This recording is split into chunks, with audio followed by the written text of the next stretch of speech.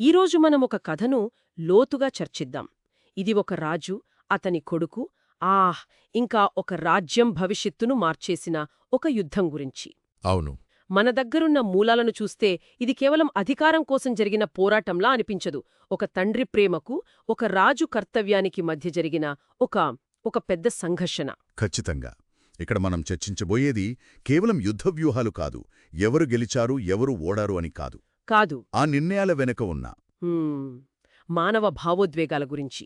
ఒకే ఒక్క ఆజ్ఞ ఒక సైనికుడి విధేయతను ఎలా పరీక్షించింది, ఒక వార్త ఒక గొప్ప విజయాన్ని తీరని విషాదంగా ఎలా మార్చేసింది, ఇవన్నీ చూద్దాం. సరే, అయితే కథలోకి వెళ్దాం. కథ ప్రారంభంలో రాజు దావీదు తన సైన్యాన్ని సమీకరిస్తాడు. అవును.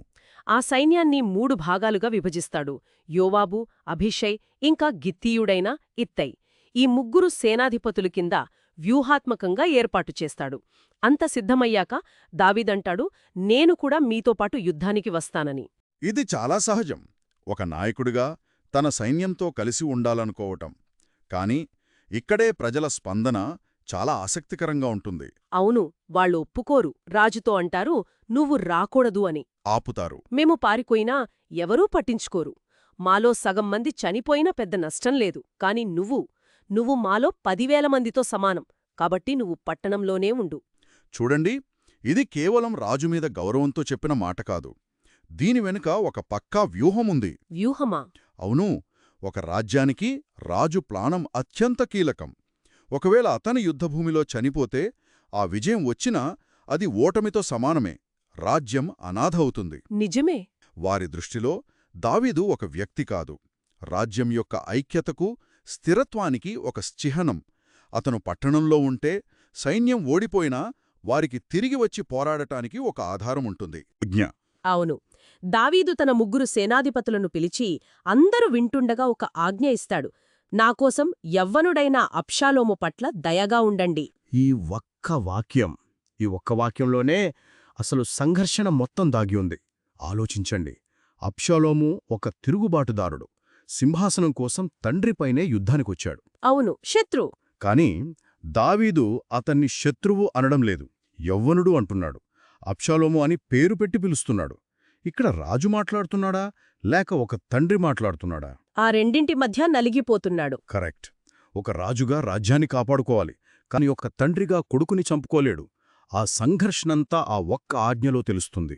రాజు ఇంత స్పష్టంగా చెప్పాడు కదా, కాని యుద్ధభూమిలో పరిస్థితులు ఎప్పుడూ మన చేతుల్లో ఉండవు. అసలు ఆ ఎఫ్రాయిము అడవిలో ఏం జరిగింది? అదే ఇక్కడ ఆశ్చర్యపరిచే విషయం. దావీదు సైన్యానికి ఇశ్రాయేలీలకు మధ్య భీకరమైన యుద్ధం జరుగుతుంది. ఆ రోజు 20,000 మంది చనిపోయారని మూలాలు చెబుతున్నాయి. కాని అసలు కిటుకిక్కడుంది. ఆ రోజు కత్తి చంపిన వారికన్నా అడవిలో చిక్కుబడి చనిపోయినవారే ఎక్కువ. అంటే సైనికుల బలం కన్నా ఆ అడవి ప్రభావం ఎక్కువ చూపిందంటారా? ఖచ్చితంగా. ఆ అడవి యొక్క భౌగోళిక పరిస్థితి, దాని చిక్కుదారులు, లోతైన గుంటలు, దట్టమైన చెట్లు, ఆ గందరగోళం కత్తి కంటే ఎక్కువ ప్రాణాలను బలితీసుకుంది. అంటే ఈ యుద్ధంలో ప్రకృతి కూడా ఒక ప్రధాన పాత్ర పోషించింది. ఇది మనం ఆలోచించని కోణం. ఇదే గందరగోళంలో అబ్షాలోము ఒక కంచరగాడిద మీద వెళ్తుండగా దావీద సైనికులకు ఎదురుపడతాడు. అతను తప్పించుకునే ప్రయత్నంలో వేగంగా వెళ్తుంటే అతని పొడవాటి, దట్టమైన జుట్టు ఒక పెద్ద మస్తకి చెట్టు కొమ్మలకు చిక్కుకుపోతుంది. అనికి గర్వానికి చిహ్నంగా చెప్పుకునే జుట్టే అతని పతనానికి కారణమైంది కదూ? అదే విధివైపరీత్యమంటే. ఒక సైనికుడు ఇది చూసి వెంటనే యోవాబు దగ్గరికి పరుగెత్తుకుంటూ వెళ్లి విషయం చెబుతాడు. అప్పుడు యోవాబు కోపంగా, చూశావా, అక్కడికక్కడే వాణ్ణెందుకు చంపలేదు అని అడుగుతాడు. అంతేకాదు, చంపి ఉంటే నీకు 10 తులాల వెండి, ఒక నడికట్టు బహుమతిగా ఇచ్చేవాణ్ణి కదా అని నిలదీస్తాడు. అవును. కాని ఆ సైనికుడు చెప్పే సమాధానం అద్భుతం. ఆ సైనికుడి నైతిక ధైర్యం గురించి మనం మాట్లాడుకోవాలి. అతను ఏమాత్రం భయపడకుండా, నువ్వు 1000 తులాల వెండి నా చేతిలో పెట్టినా నేను రాజు కొడుకు మీద చేయి వెయ్యను అంటాడు. చాలా ధైర్యంగా చెబుతాడు. ఆ యౌవనుని ఎవరూ ముట్టుకోవద్దు అని రాజు, నీకు, అభిషేకి, ఇత్తైకి ఆజ్ఞ ఇవ్వడం నేను స్వయంగా విన్నాను అని స్పష్టంగా చెబుతాడు. అతనక్కడితో ఆగలేదు. అతను యోవాబుకే ఒక హెచ్చరిక లాంటిది ఇస్తాడు. నిజమే.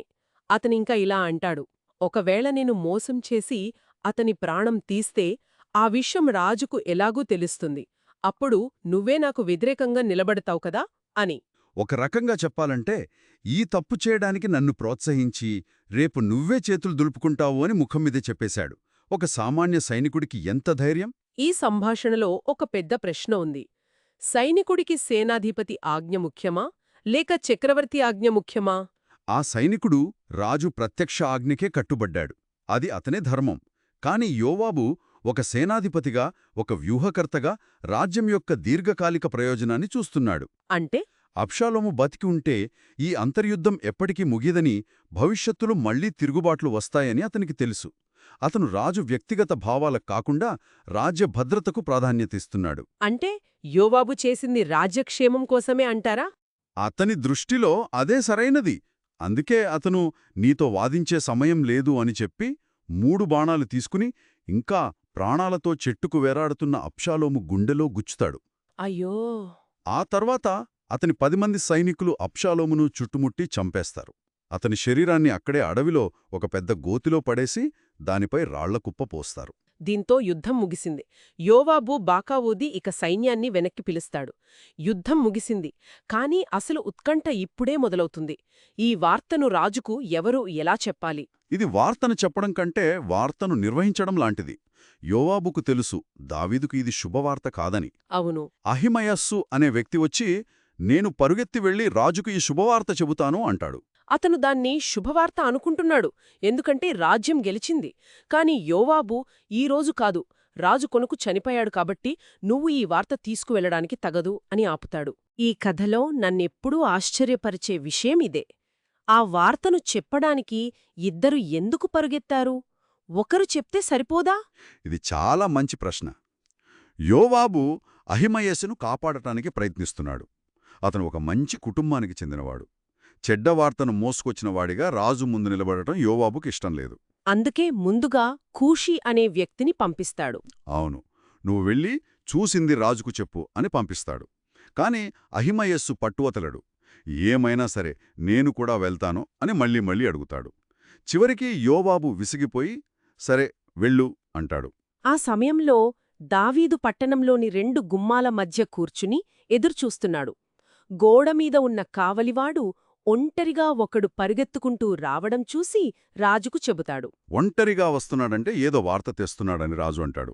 ఆ ఎదురుచూపులో ఉన్న ఉత్కంఠ, ఆందోళన మనం ఊహించుకోవచ్చు. కాసేపటికి కావలివాడు ఇంకొకణ్ణి కూడా చూసి ఇద్దరూ వస్తున్నారని చెబుతాడు. ముందుగా వస్తున్న వ్యక్తి పరుగును చూసి అతను సాధోకు కొడుకు అహిమయస్సులా ఉన్నాడు అని గుర్తిస్తాడు. దానికి రాజు, అతను మంచివాడు, శుభవార్తే తెస్తూ ఉంటాడు అని ఎంతో ఆశగా అంటాడు. ఆ మాటలోనే తన కొడుకు క్షేమంగా ఉండాలనే తపన కనిపిస్తుంది. అహిమయస్సు రాజు దగ్గరకు వచ్చి సాష్టాంగపడి విజయం, నిన్ను చంపాలనుకున్న వాళ్లను ఓడించిన దేవునికి స్తోత్రం అని ప్రకటిస్తాడు. కాని దావీదు విజయం గురించి, రాజ్యం గురించి ఏమీ అడగడు. అతను అడిగే మొదటి మరియు ఏకైక ప్రశ్న, యౌవనుడైన అబ్షలోము క్షేమంగా ఉన్నాడా? ఆ ప్రశ్నతో అహిమయస్సు ఇరకాటంలో పడతాడు. యోవాబు తనను ఎందుకు ఆపాడో అతనికిప్పుడు పూర్తిగా అర్థమవుతుంది. నిజం చెప్పలేడు, అబద్ధం చెప్పే ధైర్యం లేదు. అందుకే అతను చాలా తెలివిగా, యోవాబు నన్ను పంపినప్పుడు ఏదో పెద్ద గందరగోళం జరగడం చూశాను కాని అసలు ఏమైందో నాకు తెలియదు అని సమాధానం దాటవేస్తాడు. ఒక రకంగా తనను తాను కాపాడుకున్నాడు. ఇంతలో కూషి ఎక్కడికి వస్తాడు. ప్రకటిస్తాడు. దావీదు అతడిని కూడా మళ్ళీ అదే ప్రశ్న అడుగుతాడు. యవ్వనుడైన అబ్షాలోము క్షేమంగా ఉన్నాడా? కూషీ సమాధానం అది సూటిగా, నిజాయితీగా, కాని అదే సమయంలో చాలా గౌరవప్రదంగా ఉంటుంది. అవును. అతను ఇలా అంటాడు, రాజా, మీకు హాని చెయ్యాలనుకున్న మీ శత్రువులందరికీ ఆ అబ్బాయికి పట్టిన గతే పట్టాలి. చూడండి ఎంత చాకచక్యంగా చెప్పారో. అతను అబ్షాలోము చనిపోయాడు అని పచ్చిగా చెప్పలేదు. నీ శత్రువులకు ఏ గతి పట్టాలో నీ కొడుక్కి అదే గతి పట్టింది అని చెప్పాడు. ఆ మాటలో అబ్షాలోమును శత్రువు అని సంబోధిస్తూ రాజు గౌరవాన్ని నిలబెట్టాడు. కాని ఆ మాటల వెనక ఉన్న నిజం దావీదు గుండెను బద్దలు చేసింది. ఆ మాట విన్న వెంటనే రాజు ప్రపంచం తలకిందులవుతోంది. అతను తీవ్రంగా కలత చెంది గుమ్మంపైనున్న గదిలోకి ఎక్కివెళ్లి అటూ ఇటూ తిరుగుతూ ఏడుస్తూ, నా కుమారుడా అబ్షాలోమా, నా కుమారుడా, నా కుమారుడా అబ్షాలోమా. అయ్యో, నీకు బదులుగా నేను చనిపోయి ఉంటే ఎంత బాగుండేది, నా కుమారుడా అబ్షాలోమా, నా కుమారుడా అని విలపిస్తాడు. ఇక్కడే ఈ కథ పతాక స్థాయికి చేరుకుంటుంది ఆ క్షణంలో. గెలిచిన రాజు దావీదు లేడు. లేడు. అక్కడ ఉన్నది కేవలం ఓడిపోయిన ఒక తండ్రి మాత్రమే. రాజ్యం యొక్క విజయం, తిరుగుబాటు, అణచివేత, రాజకీయ స్థిరత్వం ఇవన్నీ అతని కొడుకు మరణం ముందు అర్ధహీనంగా మారిపోయాయి. సింహాసనాన్ని కాపాడుకునే యుద్ధంలో రాజుగా అతను గెలిచాడు. కాని అదే క్షణంలో తండ్రిగా శాశ్వతంగా ఓడిపోయాడు. ఆ విజయోత్సవం ఒక విషాద గీతంగా మారిపోయింది. అంటే దావీదు గెలిచినట్టా ఓడినట్టా? ఒక యుద్ధంలో గెలిచి తన రాజ్యాన్ని నిలబెట్టుకున్న రాజు అదే క్షణంలో తనను తాను పూర్తిగా కోల్పోయాడు. నాయకత్వంలో ఉండే అతి పెద్ద విషాదమిదేనేమో. ఇది శ్రోతలు ఆలోచించడానికి ఒక ప్రశ్నను మిగులుస్తుంది. ఒక నాయకుడి వ్యక్తిగత భావాలు రాజ్యం యొక్క ప్రయోజనాలతో విభేదించినప్పుడు ఏది ముఖ్యం? దావీదు తన కొడుకు మీద ప్రేమతో ఇచ్చిన ఆజ్ఞ సరైనదేనా? లేక రాజ్యం యొక్క భవిష్యత్తు కోసం యోవాబు తీసుకున్న ఆ కఠినమైన, క్రూరమైన నిర్ణయం సరైనదేనా? ఒకవేళ యోవాబు రాజుమాట విని అబ్షాలోమును బ్రతకనిస్తే ఏమయ్యేది? అంతర్యుద్ధం మళ్లీ మొదలయ్యేదా? ఈ ప్రశ్నలకు సులభమైన సమాధానాలు లేవు.